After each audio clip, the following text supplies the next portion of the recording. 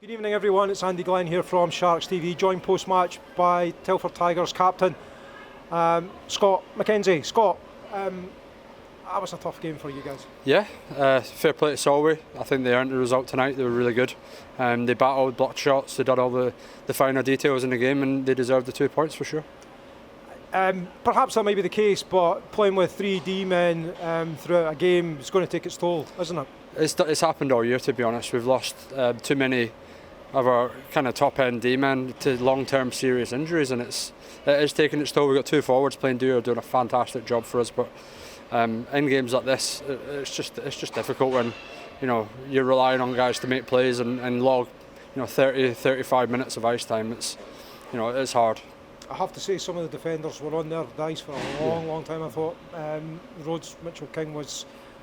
He never seemed to be off the ice. Yourself was on a lot as well, trying to get things happening up front. But when your forwards are having to come back and defend quite as much, it must have been difficult. It is tough. But I think if you've not got injuries at this time of the season, then you're not working hard enough. And every team's the same. There's no excuses on our part. It is what it is, and we're just doing our best to try and get 2 points every night. And at the moment, things aren't going our way. It didn't seem like we could get a bounce tonight. I felt like, especially at the end of the second period, we were really pushing the pace, and we had a lot of good opportunities.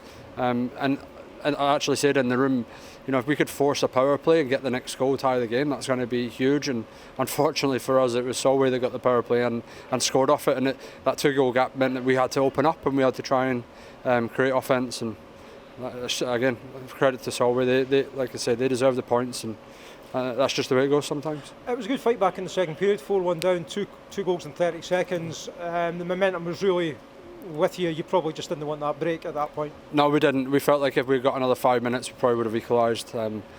But again, that's on us to not go 4-1 behind, because ultimately we could have been 3-2 up if we'd have been able to manage the game a little bit better. But we open ourselves up and give a couple of goals away on the rush, and then all of a sudden again you're chasing the game at 4-1. So we did well to get it back to 4-3, and we felt like at the end of the period we'd have a really good opportunity of tying the game. But like I said, that power play goal for Solway just was a bit of a dagger.